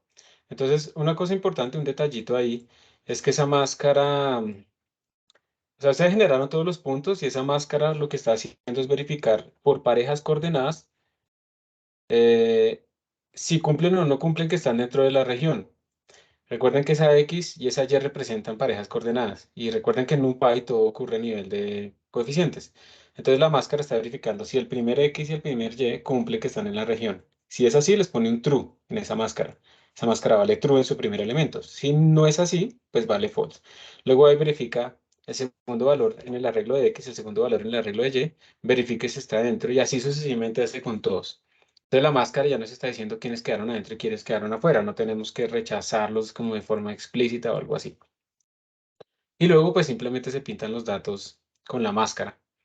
Y esos son los datos que quedan ahí adentro y como ustedes pueden observar, entonces esos datos están, pues pareciera, ¿no? Que están uniformemente distribuidos. Muchísimas gracias, grupo 1. Ahora voy a compartir la pantalla yo. ¿Me confirman si la están viendo? Sí, profe, ahí se ve. Listo, entonces esta es la misma solución. Yo hice exactamente lo mismo utilizando el Random Number Generator que tenemos acá, con distribución uniforme entre -2 y 2, y yo le pedí inmediatamente que me diera n. Entonces hago la máscara, que es esta que tenemos acá, y luego pinto simplemente los x que corresponden a esa máscara y los y que corresponden a esa máscara. Y este parámetro s en la función scatter lo que hace es como darle un tamaño a los punticos, ¿sí? Si yo lo pongo más grande, entonces quedan más gruesos. Y es como para poderlos ver, simplemente. Otra cosa importante de lo que hemos hablado es que antes de seguir podríamos calcular esta área. ¿Ustedes cómo harían para calcular el área de esa elipse? De acuerdo a lo que hemos dicho antes. Coger la longitud de alguno de los arreglos y la sobre 10.000 y multiplicarla por el área. ¿Y el área cómo sería? O sea, sería el área, cuando dices multiplicar por El el área área del rectángulo, el área del rectángulo, muy bien. Entonces sería como, el área de ese rectángulo sería como 4 por 2, ¿cierto? Multiplicado por el número de puntos internos sobre el número de puntos totales. Eso es lo que hemos dicho, ¿cierto? Sí, señor. Muy bien. El número de puntos totales, pues es 10.000. ¿Y el número de puntos internos cómo lo sacamos? Con la longitud de X más, por ejemplo. Con la longitud de X más, pero vamos a ver antes si eso que nos sale, porque es una buena idea. Pero por eso lo estoy sacando acá. Entonces, print len de X más, digamos así. A ver qué nos sale, ¿listo? Entonces, mira que me salió longitud de 7.890. Entonces, pongámoslo así, porque parece que sí. Yo esperaba que no funcionara, la verdad. Entonces, X más. Y entonces dice que el área es 6.312. ¿Y será que eso está bien o está? El área de una elipse, ¿cómo se calcula? Yo no me acuerdo bien. Es una fórmula fácil, ¿no? Pero Creo que es pi por AB. pi Sí, por AB, sí, eso. El eje mayor ya. np.pi, vamos a ponerlo para que salga exacto, por A, que sería 4. ¿Sí? ¿Eso está bien? Y por 2. ¿Sí o no? No, me va a salir mucho más grande. De ¿No pronto el área sería es pi por 2? Creo que son los semiejes, profe. Profe, solo que... es 4, Los es 2 Sí, por creo semiejes. que 1. son las raíces de eso. No les entendí. ¿Son las raíces de estas longitudes? Las 2 y np.sqrt de 2. ¿Sí es lo que me dicen? Yo la No, verdad no me profe, creo acuerdo. que son los semiejes. O sea, O 2 sea, por 1. O sea, no toda la distancia del ok. cuadrado, sino solo la mitad. Ahí está. Sí. Bueno, yo no me acuerdo. Yo le estoy creyendo, listo. Probable. Ah, mire, sí, aquí están términos de los semiejes. No me salió precisamente la que quería. Entonces, pues sí, está cerca, está cerca. ¿Y ustedes cómo harían para que fuera mejor? ¿Qué cambiarían acá? Hacer n más grande. N más grande. Entonces pongámosle 20.000 y se acercó. De hecho, en este tipo de muestreos, uno podría demostrar en algunos casos esta convergencia es como el orden de 1 sobre raíz de n. Entonces, realmente no es tan rápida, pero esto de generar números así aleatorios en regiones se va a utilizar mucho para hacer integrales. Sobre todo este método es muy bueno para hacer integrales multidimensionales. No es muy bueno cuando uno va a calcular pues, integrales, digamos, de baja dimensión. Ahí pues, es mejor utilizar Gauss, cuadratura de Gauss o cosas así, pero en cosas multidimensionales sí es mucho mejor. Miren que aquí yo ya puse la solución del punto 2. Entonces miren que en el punto 2 yo generé otra vez números entre -2 y 2, pero todavía no pongo los y's. Recuerden que uno lo que va a hacer es que por cada valor de este x va a generar un número uniformemente distribuido entre menos el límite de y para ese x y el límite de y para ese x. O sea, estoy haciendo esto, ¿sí ven? Genero un montón de números, x entre -2 y 2, pero para cada uno de esos x, calculo un número uniformemente distribuido entre estos dos límites de y. Entonces aquí está. Voy a ver qué cambio fue el que hice. Aquí le voy a poner 10.000 otra vez porque quiero que se pueda comparar. Y le voy a poner aquí 0.3 para que queden iguales. Voy a tomarle la foto de lo que teníamos que tener aquí. Y observen lo que se obtiene. Cuando yo lo ejecuto, esto que obtengo acá es cuando no rechazo absolutamente nada. Y simplemente para cada x genero su y uniformemente distribuido entre los límites de la elipse. Y el de la derecha es cuando sí rechazo x y y generados uniformemente. Entonces mire que precisamente aparece ese problema que en los bordes se empiezan a acumular los puntos. Es menos denso por acá, es más denso por acá. Porque al no rechazar, yo estoy generando el mismo número de puntos por cada, digamos, zona, subregión y eso quiere decir que se van a acumular mucho más en las esquinas que en las partes que son más anchas. Entonces, entre estos dos métodos, pues evidentemente nos tenemos que quedar con el primero, porque es el único que nos está generando realmente lo que queremos, que son puntos uniformemente distribuidos en una región. Les voy a copiar entonces la solución para que ustedes la tengan ahí. ¿Listos? ¿Algunos de ustedes cuando vieron programación alcanzaron a ver algún tema de estos, de números aleatorios? ¿Nadie alcanzó a verlo? Listo. No, profe. Listo, gracias.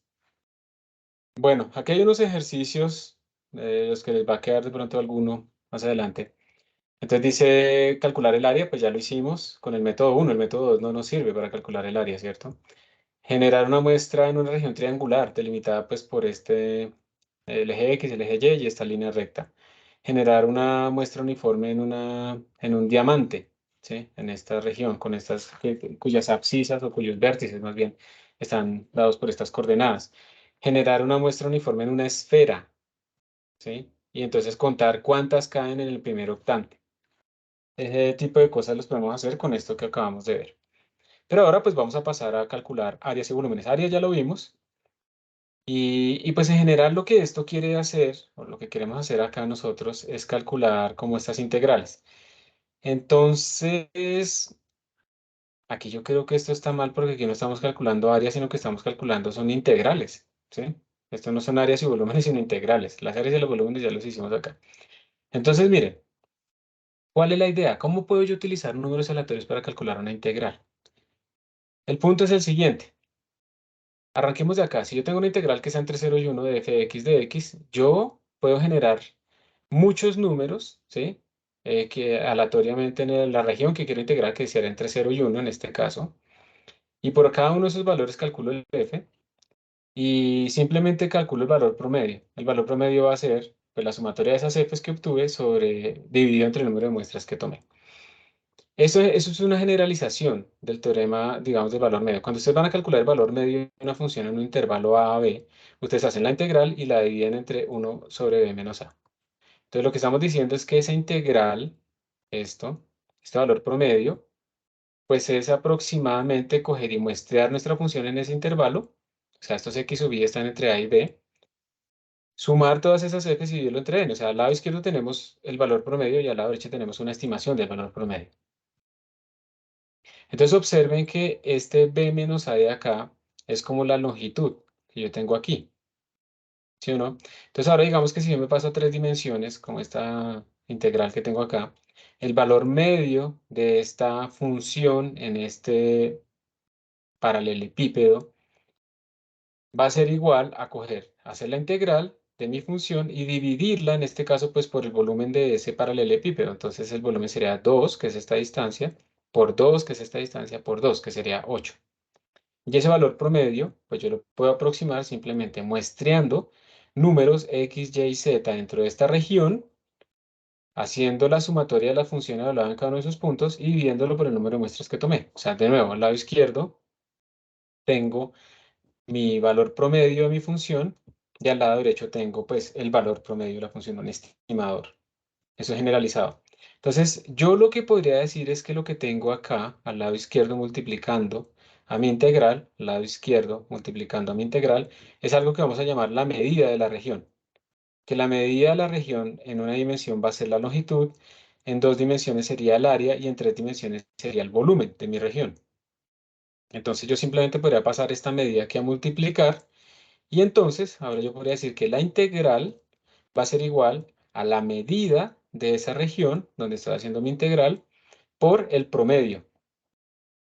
Y entonces, básicamente, esto nos está diciendo de genere n números aleatorios dentro de la región de interés, calcule la sumatoria de la función evaluada dentro de esa región de interés, divida eso por el número de muestras que tomó, eso me da esta parte, e incluso, si ustedes no tienen un valor, digamos, analítico de esta medida, pues también utilice esos números aleatorios dentro de esa región para calcular la medida de esa región.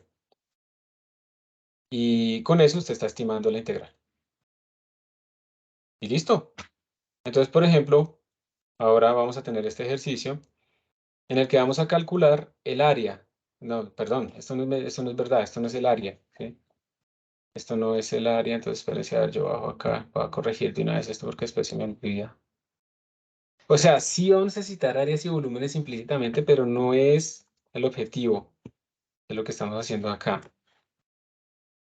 Entonces, eso es simplemente un ejemplo. Entonces, miren, vamos a calcular esa integral, ¿sí? Yo seguramente, pues yo no sé si la pueden hacer analíticamente, pero pues es una integral bien enredada precisamente para obligarnos a que a primerazo lo tratemos de hacer numéricamente. Seno de raíz cuadrada del logaritmo de x más y más 1 sobre una región. Es una integral doble la que vamos a hacer. Y esta región va a ser este disco. Es un disco que está centrado en 0.5 y 0.5 y que tiene radio de 0.5. ¿Está bien? O sea que si tratamos de graficar esa región, entonces tendríamos un círculo. Y nuestros ejes entonces estarían como así, ¿no? Entonces están 0.5, 0.5 y el radio 0.5. Esa sería la región en la que queremos integrar. Entonces lo que vamos a hacer es esta región, a ver si puedo hacer el dibujo, porque miren, o sea, discúlpenme si me sale feo, pues es muy probable, pero si yo la hiciera en 3 dimensiones, entonces yo tendría, digamos, acá, a ver, yo tendría por acá mi eje X, por aquí tendría mi eje Y, perdón, este es mi eje X, te voy a correr. A ver, va a ser esta gráfica, pero inclinada, entonces sería algo así. Este sería como el eje que está entrando. Este sería mi otro eje. Entonces este es X, este es Y, y hacia arriba iría Z. Y entonces en esta región, cuando yo evalúo esta f de X, Y ahí arriba, pues me va a generar otra región que realmente va a ser como más irregular, ¿no? Entonces yo estoy calculando la integral en esta región de esta función, ¿sí? Más o menos. Entonces eso es lo que queremos hacer. Entonces, ¿cuál va a ser nuestra estrategia? Vamos a generar números uniformemente distribuidos dentro de esta región. Para cada número de esos vamos a calcular cuánto vale la función, el integrando, en esa pareja coordenada. Y vamos a ir acumulándola para calcular pues esta sumatoria. Y adicionalmente estos puntos que vamos a generar dentro de esta región los vamos a utilizar para calcular el área. Entonces para hacer eso vamos a acotar nuestro disco pues en una región cuadrada, en un cuadrado de lado 1. Entonces vamos a generar un montón de puntos ahí. Vamos a utilizar el método del rechazo. Ese es el método de von Neumann del rechazo. Vamos a generar un montón de puntos. Vamos a rechazar los que quedan por fuera. Vamos a quedarnos solo con los de adentro. Y con los que quedan adentro vamos a hacer dos cosas. A contarlos y vamos a calcular la función f. Entonces eso es lo que vamos a hacer para calcular esa integral. Perdón por la mala calidad de esos dibujos. Yo voy a pasar de una vez a la solución para que la podamos ver. Y la vamos a explicar. El valor que uno espera es de alrededor de 0.57 en esta integral. Entonces, miren, recuerden, dijimos, nuestra región es un disco que está centrado en 0.5 y tiene radio 0.5. O sea que el valor más pequeño posible que puede tener X es 0 y el más grande es 1. Igual para Y. Entonces, nuestro disco lo vamos a acotar ¿por qué? Por esta zona. Yo voy a aprovechar para poderlo ver más gráficamente. Yo no sé si me funcione. Yo siempre me pongo a hacer cosas que no he probado. ¿Ustedes alguna vez han utilizado GeoGebra? Sí, señor. Sí, señor. Es buenísimo, ¿no? Vamos a utilizar ahorita este graficador en 2D. A ver si me sale. Entonces aquí... No, pero a mí, ¿por qué me salen aplicaciones? Vamos a ver. Ya me empecé a salir. Vamos a ver si me funciona este, si no. A ver, X por X más Y por Y igual 0.4. Ahí está el circulito, entonces sí lo puedo hacer facilito. Entonces voy a volver a hacerlo, pero entonces le vamos a poner X menos 0.5 y pongámosle esto al cuadrado. Perfecto. Más Y menos 0.5 todo al cuadrado. Y esto lo vamos a poner igual a 0, no, a un cuarto, si aquí era, un cuarto, sí. Ahí está nuestro circulito, entonces pues claramente ven que los límites para X debemos escoger son entre 0 y 1 y los límites para y son entre 0 y 1. Con eso estamos generando este cuadradito, que eso sí no sé cómo pintarlo realmente. Estamos generando este cuadradito y ahí es donde vamos a hacer ¿nuestro qué? Nuestro muestreo. Entonces, por eso X está uniformemente distribuida entre 0 y 1 y Y está uniformemente distribuida entre 0 y 1. Luego hacemos nuestra máscara para saber qué valores cumplen que están dentro de la región. Esto, estamos escogiendo los valores dentro de la región. Luego, entonces voy a contar cuántos están de forma interna. Ustedes me mostraron ahorita que se puede con length. Yo utilizo una función de NumPy que me cuenta cuáles son non-zero. Él toma los false como zero. Entonces, con esta función yo estoy contando cuáles son los non-zero, los que son true, que será lo mismo que lo podríamos calcular con length. Es que me parece recordar que algún día tuve un problema con length, pero en este momento ya no lo tengo en la cabeza. Pero por ahora les enseño esta función que nos permite contar cuántos son true. Entonces aquí yo estoy contando cuántos valores quedaron por dentro. E inmediatamente yo calculo el área. ¿El área cuál sería? El área sería el área de este cuadrado, que es de lado 1, entonces el área es 1, por el número de puntos que tengo adentro, sobre el número total. Entonces yo ya tengo el área de mi región, ya tengo la medida, ¿sí ven? Esta medida ya la tengo. Listo. Y ahora entonces calculo los valores de z. ¿Y esos valores de z qué son? Los valores de z son los de evaluar esta función allí. Entonces sería np por seno de np raíz cuadrada de np log de x en la máscara, porque recuerde que son los internos, más y en la máscara más 1. Y entonces la integral a qué va a ser igual al área por la suma de todos esos valores de z que yo tengo, estoy haciendo esa sumatoria, dividido entre todos los valores internos, ¿no? Ojo, porque estamos solamente seleccionando los valores internos. Entonces, este es el promedio del que se habla acá, esta parte de la derecha, y esta es la medida de nuestra región. Y entonces imprimimos la integral. Y luego, pues también estoy imprimiendo aquí como un dibujito de la región que se escogió. Esto es un círculo. Lo que pasa es que las escalas en el eje Y y en el eje X no están iguales, pero esto es un círculo. Y la integral me dio 0.572 no sé qué, y miren que el valor que se esperaba más o menos era de 0.50. Entonces así de sencillo es calcular integrales difíciles. Pero pues obviamente necesitamos suficientes datos, ¿no? Si yo le pongo aquí poquitos datos, pues miren que el muestreo es muy maluco, ¿cierto? Y me da 0.54. Si le pongo 1000 datos, ahí va convergiendo. Y uno puede hacer una gráfica de cómo es esa velocidad de convergencia en función del número de datos que estoy generando, ¿sí? ¿Preguntas hasta acá? ¿Alguna duda? Entonces también podemos calcular volúmenes. Miren que ahora la cosa es mucho más complicada, ¿no? Entonces tenemos una región que es X entre 0 y 1, Y entre 0 y 1 y Z entre 0 y 1. Pero además, esta región es mucho más difícil. Miren, tenemos esta restricción, tenemos además que X al cuadrado más seno de Y sea menor o igual que Z, y además tenemos que X menos Z más E a la Y menor o igual que 1. Yo no sé sinceramente si eso lo puedo pintar, esto yo no lo he verificado acá.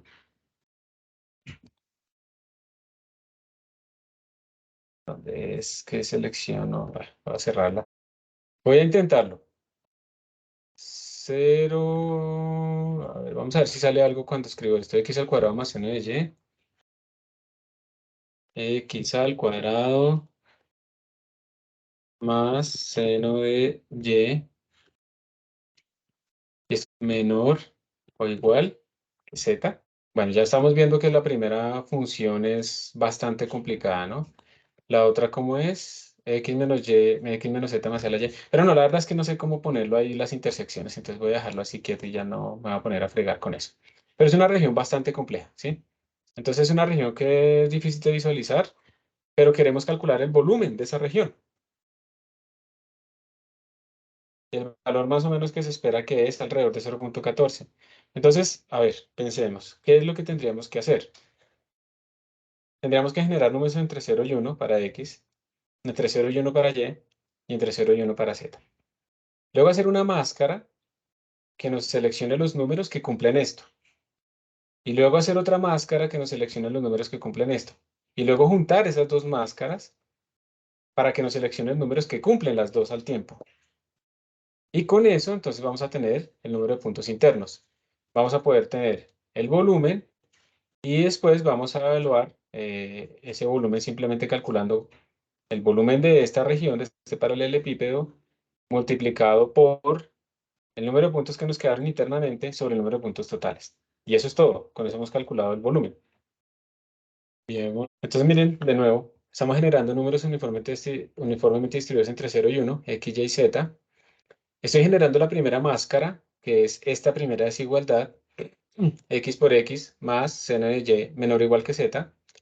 Estoy generando la segunda máscara, x menos z más e a la y menor o igual que 1. Y luego calculo la máscara general. La máscara general sería la máscara 1, operador a nivel de bits, bueno, a nivel lógico, y máscara 2, quiero que se cumplan las dos.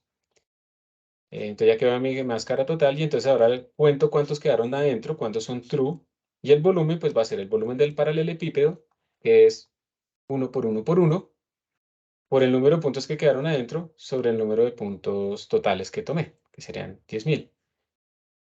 Y ya, de hecho yo no sé por qué hago esto acá, esto sobra. Eso es porque copié lo delante, se me quedó ahí metido, pero eso sobra. Corrijo de una vez. Y pues ya quedó mi volumen. Entonces, ya, ahí está, 0.1336, lo que se esperaba es como alrededor de 0.14. Y si yo aumento más mis punticos, de hecho, pues me empieza a dar que el valor no es exactamente 0.14, sino que es 0.135506. O sea, realmente nos da más precisión a nosotros acá. Entonces, es para que ustedes vean que esto es relativamente sencillo. Esto se utiliza mucho en simulación, por ejemplo, para estimar volúmenes de cosas muy irregulares. A ver si aquí me aparece Mexis.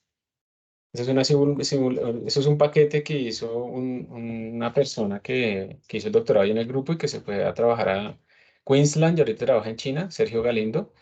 Y ellos tienen, por ejemplo, aquí este tipo de sistemas que se pueden fracturar y que están compuestos no de partículas esféricas, como uno normalmente simula por el precio, digamos, por el costo computacional, sino por algo que se llama esferopoliedros, que tienen como unas particiones de Voronoi, y esto es muy irregular. Pero uno quiere calcular, por ejemplo, la masa, el momento de inercia y esas propiedades para saber cómo rotar estos cuerpos. Entonces uno lo hace con muestreos de Monte Carlo en volúmenes muy, muy irregulares. Mira cuántos quedan adentro, cuántos quedan afuera y con eso uno va calculando las propiedades que necesita. Entonces, tiene aplicaciones directas y pues es relativamente sencillo, ¿no? Generar números, verificar que están en la región y empezar a contar las cosas que uno necesita. ¿Listo? Bueno, aquí quedan otros ejercicios y aquí está el que les decía, calcular o estimar el volumen de una hiperesfera en 10 dimensiones. Entonces, ¿cómo se hace eso? Entonces digamos que sea una hiperesfera de radio R, pero podríamos tomar como R igual a 1 para que sea como el problema estándar.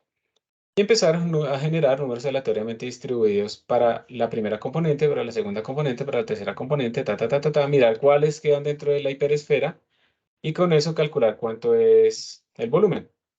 Si ustedes aumentan el número de muestras, ¿sí? Esa precisión va aumentando. Entonces, si uno grafica cómo va convergiendo ese volumen que uno va calculando en función del número de muestras, eso más o menos se debe comportar como una constante sobre raíz de m. Y entonces la pregunta es, ¿cuánto es esa constante? O sea, hacer un ajuste sobre esa curva. Y también otra pregunta que aquí surge es si esta misma constante, si es la misma para 20 dimensiones.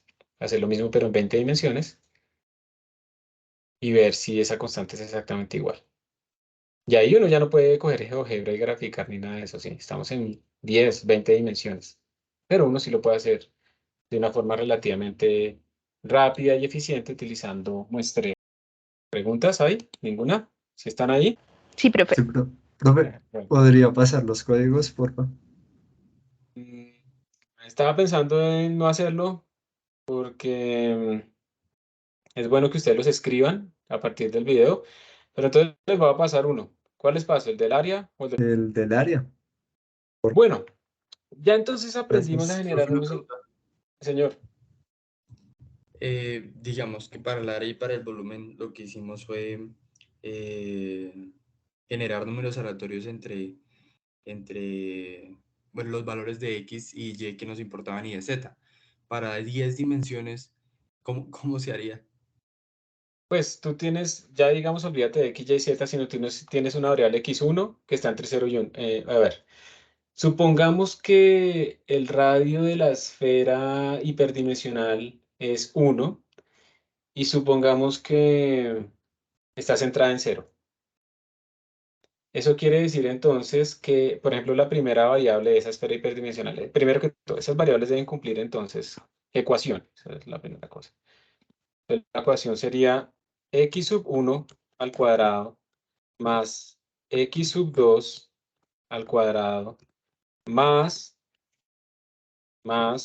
x sub 10 al cuadrado. Esto debería darme r al cuadrado. ¿Estamos bien hasta ahí? Esa es la ecuación de la hiperesfera, ¿sí o no? Sí, señor. Listo. Entonces, de acuerdo a eso, si r valiera 1, ¿cuáles son los límites mínimos y máximos que tiene x1, la primera componente? Menos 0, menos 0.5 y 0.5, ¿no? Menos 0.5 menor o igual que x sub i. Eso es para todo el mundo, ¿sí o no? Exacto. Sí. Entonces tú empiezas a generar 10 variables aleatorias, cada una uniformemente distribuida entre menos 0.5 hasta 0.5. Y eso lo hace para todas, las 10. Y después entonces uno verifica la máscara. La máscara es cuáles de estas cumplen que esta n es menor o igual que r al cuadrado. Y con eso ya generaste 10, ya estás generando puntos dentro de esa hiper. Listo, profe, gracias. Listo. O sea que lo importante es determinar la simetría.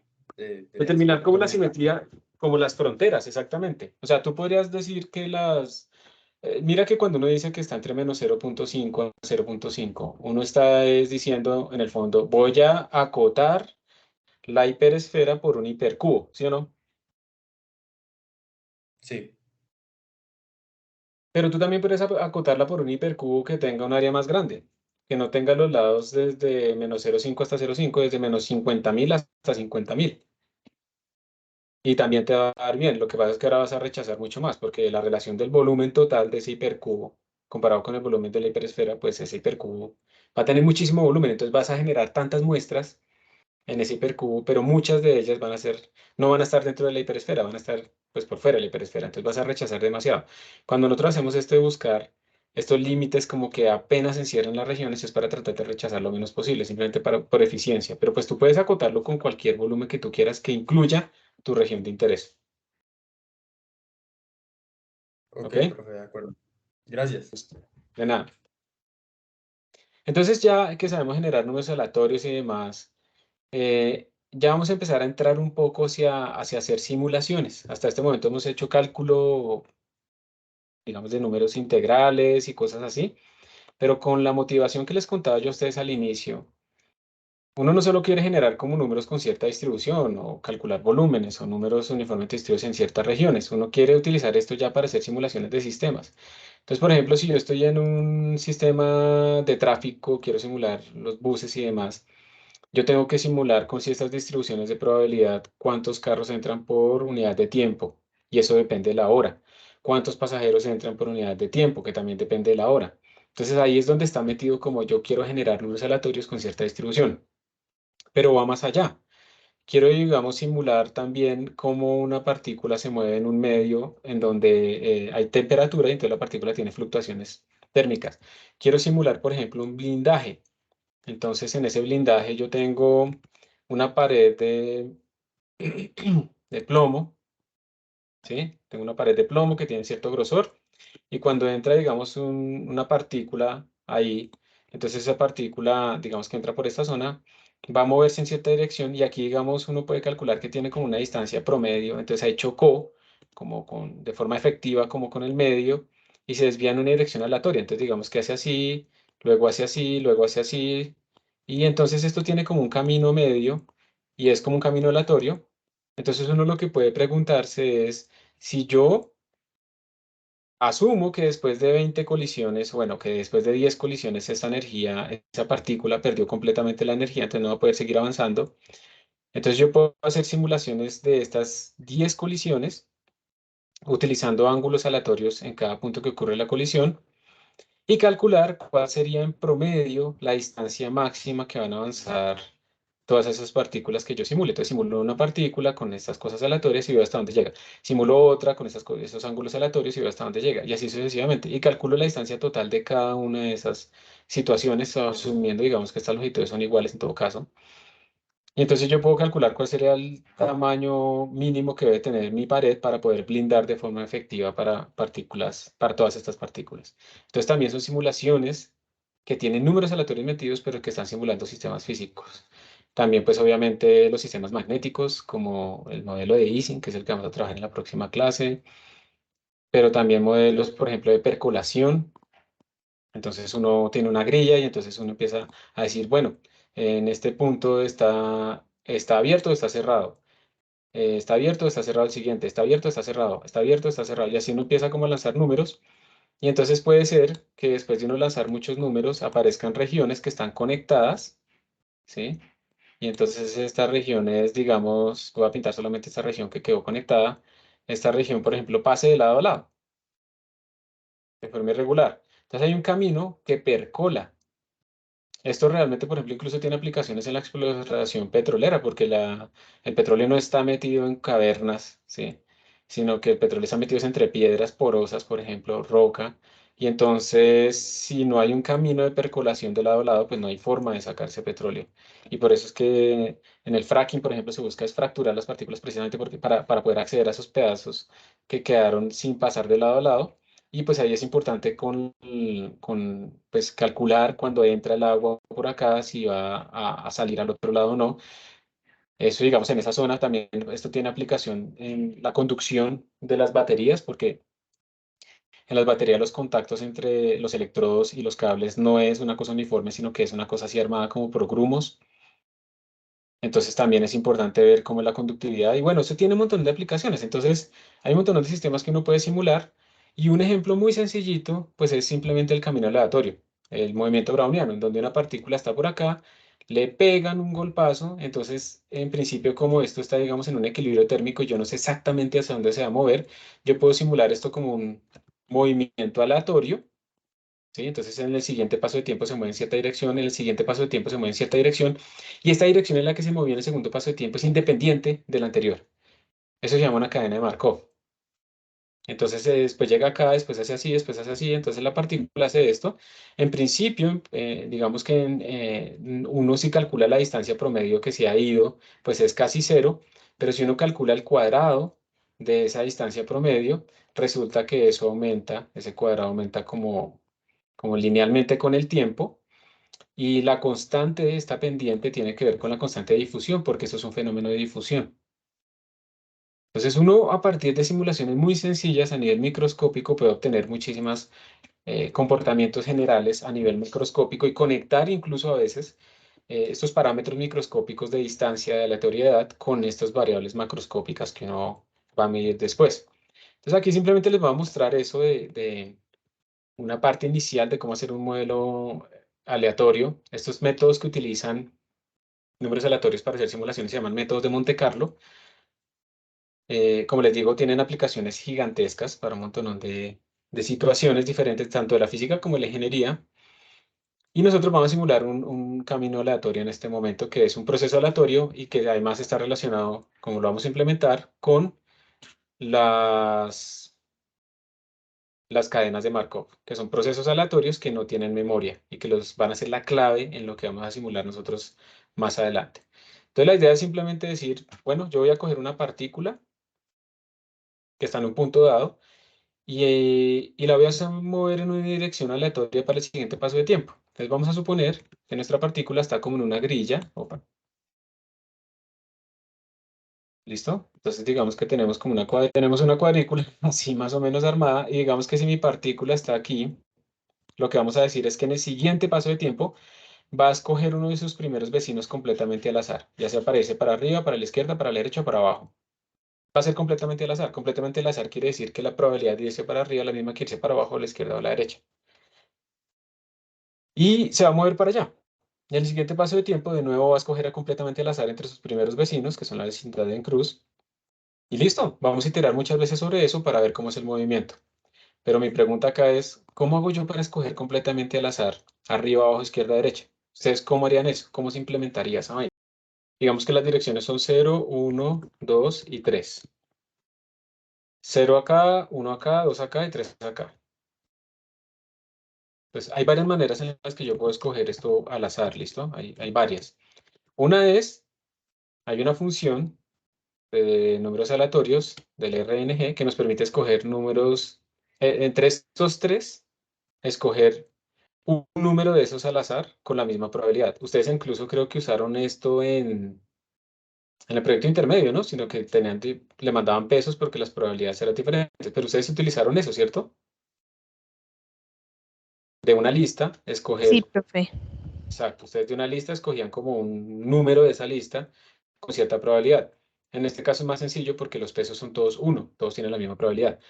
Entonces eso se puede hacer. Otra forma es, yo genero un número aleatorio R, o bueno, Z, que está entre 0 y 1, el límite superior nunca se incluye, y entonces yo lo que digo es lo siguiente, y Z es menor que 0.25, entonces escojo else, el if, Z es menor que 0.50, entonces escojo la dirección 1.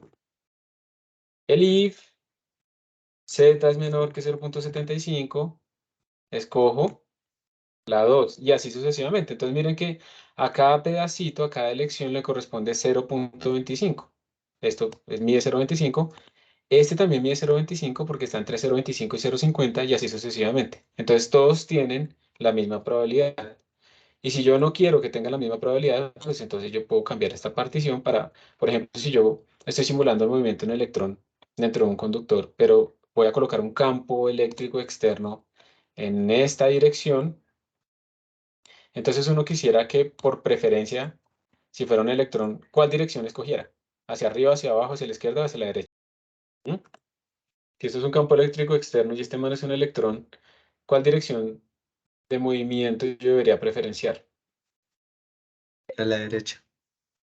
Ah, sí, es horizontal, muy bien, pero sería hacia la izquierda simplemente porque el electrón se mueve en dirección contraria al campo eléctrico, ¿sí o no? Sí, es verdad, perdón. Tranquilo, no, eso fue una trampa que yo les puse.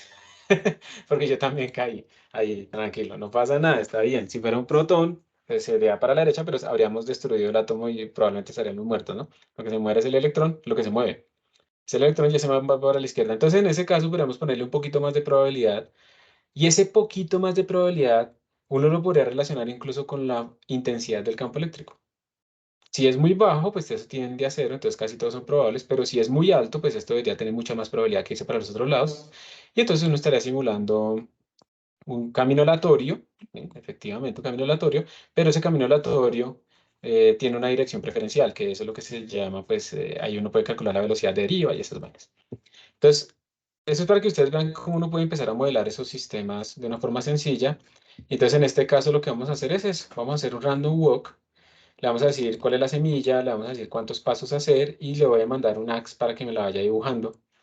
Lo que vamos a hacer para este random walk en particular es que vamos a inicializar nuestro generador aleatorio con esta semilla. Los voy a diferenciar por semilla. Voy a decirle que para ese número de pasos me genere un arreglo donde va a guardar las coordenadas en X y en Y, que empiezan con 0. Vamos a poner aquí la solución de una vez. Y entonces miren aquí la solución. Lo que le voy a decir es, mire, usted va a iterar desde 1 hasta el número de pasos. Por cada paso, yo lo que voy a calcular es la siguiente posición. Espérese a ver. Yo voy a guardar, yo voy a asumir que tengo un valor inicial para mi X y para mi Y que es en 0,0. Entonces por eso yo arranqué aquí en 1, porque ya tengo mi primer paso, mi primera posición. Entonces voy a empezar a hacer mi iteración. Entonces yo guardo el xnew y el ynew van a arrancar donde yo estoy en este momento, ¿sí? Y entonces lanzo mi número aleatorio entre 0 y 1. Y yo le pregunto, si R es menor que 0.25, entonces me moví para la derecha. ¿Listo? Entonces lo que hago es decirle, xnew va a ser a la posición que yo tenía más 1. Si no, y R es menor que 0.50, me moví hacia arriba. Entonces lo que cambio es Y. El ynew va a ser igual al y que tenía más 1.0. Si no, me muevo hacia la izquierda, entonces es el x el que yo cambio. Y si no, pues ya me queda solamente moverme hacia abajo. Entonces es el y el que yo cambio, pero hacia abajo, le resto 1. Entonces ya calculé mis nuevas posiciones, sobreescribo ahora en mi arreglo, le escribo cuáles son esas nuevas posiciones. Puede ser que me quede en el mismo punto, puede ser que me mueva para la derecha, izquierda, arriba, abajo, lo que sea. Y ya, entonces esto lo hago en step veces y luego lo grafico. Y lo que voy a mostrarles aquí en esta figura es cuál es la diferencia utilizando diferentes semillas. Semilla de 10, semilla de 2 y semilla de 7. Aquí está nuestra gráfica. Entonces miren que el 0,0 está por acá. Y observen, por ejemplo, que hay uno que se fue muy lejos, ¿no? Hay otro, que el verde, que se quedó como más cerca, y otro azul que también. Entonces, cuando uno va a calcular lo que les decía, como la distancia promedio y demás, uno lo que va a hacer es un poco promediar sobre varios caminantes de estos, es decir, sobre varias semillas, para empezar a sacar pues unas tendencias mucho más, que tengan menos fluctuaciones, porque claro, si ustedes por ejemplo graficaran el naranja comparativamente con el verde, pues van a ver que el naranja llegó más lejos, pero pues eso no tiene sentido. Esto es porque estamos haciendo una simulación discreta con muy pocos pasos y donde el punto de inicio de mi trayectoria pues tiene una gran influencia. Entonces, esta la forma también es para mostrarles que uno simula un proceso aleatorio, pero que en general diferentes semillas nos van a dar diferentes realizaciones de ese mismo proceso, y uno en general lo que va a hacer es también empezar a promediar sobre las semillas, o sea, generar un ensamble, un conjunto de agentes o de simulaciones que representan el mismo sistema, pero no son exactamente iguales, y yo hago un promedio sobre el ensamble, y ese promedio sobre el ensamble me permite a mí calcular estimadores de las tendencias que tendría un sistema, por ejemplo, mucho más grande con menos fluctuaciones. Y pues para que ustedes vean que es supremamente sencillo. De aquí, si lo llevamos al límite, nosotros podemos calcular entonces cuánto es la distancia promedio en función del tiempo y calcular entonces el parámetro de difusión de este sistema. Y como les decía, si ustedes le dieran mayor preferencia a cierta dirección, pues ustedes lo van a ver acá, que este camino aleatorio pues va a tener preferencia en esa dirección. Se los copio para que lo tengan. Y aquí pues hay precisamente algunas cosas como calcule la distancia promedio cuadrada como función del tiempo. Van a ver que eso es más o menos una línea recta. Simularlo en 3 dimensiones. Entonces ahora tenemos X, Y, Z. Entonces podemos verlo en un cubo. O simular, por ejemplo, un dado que no es justo, que tiene mayor probabilidad en ciertas caras, por ejemplo en la 3, y menos probabilidades en ciertas caras. ¿Cómo se haría esto? También particionando la distribución. Hagan esos ejercicios. Yo les voy a dejar uno, pero hagan esos ejercicios, no solo el que se les deja, sino nosotros, para que practiquen este tipo de cosas. Y bueno, con eso terminamos nuestra clase. ¿Preguntas? Profe, sobre el proyecto final, o sea, toca, bueno, además de realizar el código y sacar todos los resultados, ¿toca hacer un informe o simplemente serían las diapositivas y ya llegar a presentar el día que toca? No, digamos que en principio siempre se incluye un informe, pero yo creo que no vamos a hacer informe para que tengan más tiempo, tengan menos trabajo. Entonces concéntrese en la presentación y en los códigos, porque los códigos también me los tienen que dar, ¿no? Para que yo pueda como reproducir Listo. después lo que dicen. Ah, listo, profe. Sí, no vamos a hacer informe para que ustedes no tengan que trabajar en más cosas. Gracias, profe, listo, gracias. De nada, pero entonces la nota se concentra mucho hacia la presentación y hacia el código, entonces hacerla muy bien. Ok, ¿cuántos minutos es que demora la exposición? Póngale 10 minutos, porque como son pocos grupos, podemos hacer 10 minutos y 2 o 3 minutos más para preguntas. Entonces póngale que la presentación se demore 10 minutos.